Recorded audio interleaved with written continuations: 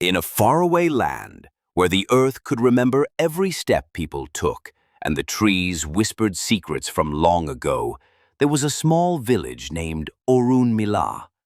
This village was surrounded by tall mountains and a deep, dark forest that many feared. The people in Orun Mila lived simple lives, filled with farming, storytelling, and respect for old traditions.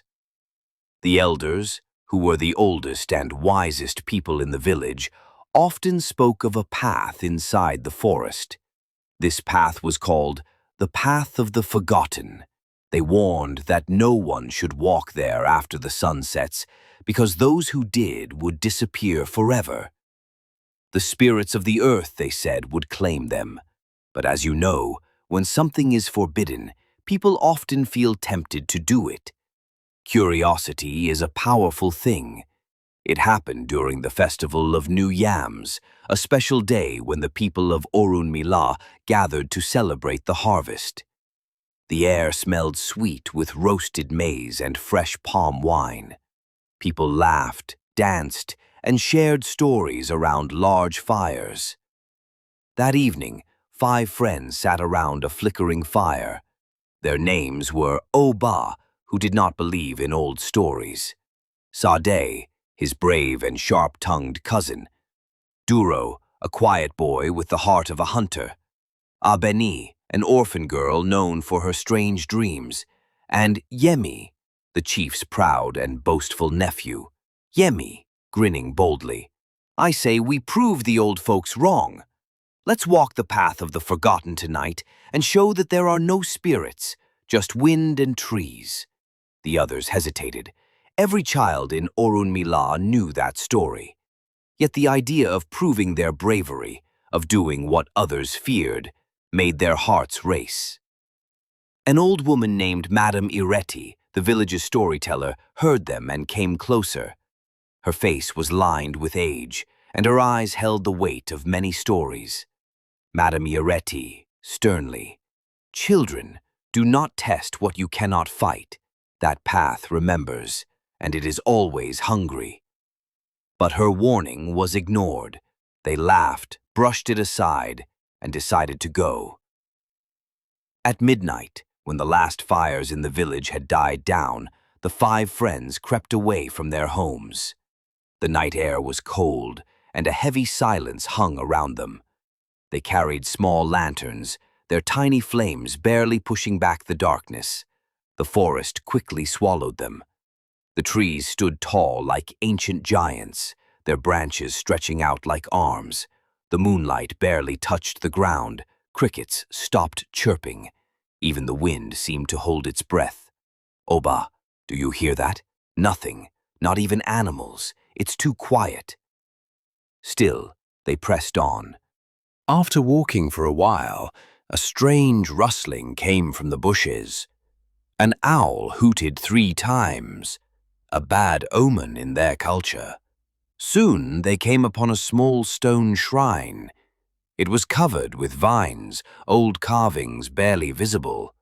Yemi, mocking laughing, "Oh, spirits, here we are! Come out if you dare!"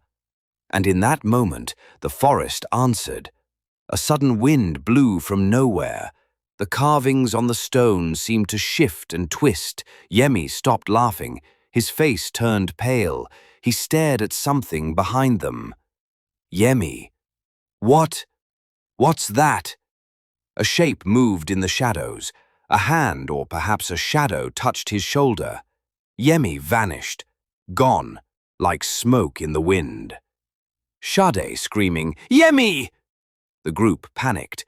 They called Yemi's name, but no answer came. Narrator. They tried to run, but the forest had changed. The path twisted. Trees they thought they recognized looked different now. The very air seemed heavier, filled with whispers. Abeni, frightened, "We should have listened. The spirits are real." Duro, steady, serious, "We have to stay together. That's the only way." But it was already too late. Then came the voices, soft, gentle, calling each by name. It sounded like people they loved. Sade, That's my mother's voice, but she's been dead for years. Oba, it's a trick. Don't listen. Plug your ears. But Duro couldn't help himself. He stepped off the path, following a faint, beautiful light. Duro, I see something. It's so beautiful. A branch snapped. A sharp scream cut the air. Then silence. Abony, trembling, pale. I've seen this place before. In my dreams, a woman in white calls to me. Oba, angry. Why didn't you tell us? Abony, I was afraid. She told me long ago our village did a terrible thing. They buried a seer alive beneath a tree for predicting a disaster. The whispering woman waits for us now. The ground shivered. A cold mist rose. Abony screamed as she was swallowed by the mist, vanishing from sight. Oba and Sade, the last two, stumbled into a clearing. There, an ancient altar stood, cracked and covered in moss. On it, dark stains told of old sacrifices. Slowly, the truth came to them. The elders of Orunmila had killed the seer, fearing her words. But her spirit remained, vengeful, seeking justice. A soft voice came on the wind, voice whispering, "One must stay, one must pay." A figure appeared. It was Abony, but her eyes glowed like burning coals. "Abony," her voice layered with another's, "one of you must remain here forever. That is the price." Oba, stepping forward, "Take me." But Sade pushed him aside. Sade, "No. I was the one who agreed to this foolishness. Let me pay." A wind rose. The whispering woman's spirit accepted. At dawn, Oba stumbled out of the forest. His hair had turned gray overnight. His face was hollow. The villagers gathered, listening to his tale with horror. The elders wept. Madame Ireti, her face grim, nodded. Madame Ireti, some debts take lifetimes to settle. And so, the path remains, still waiting, still hungry. And to this day, those who are foolish or brave enough to walk it at night never return.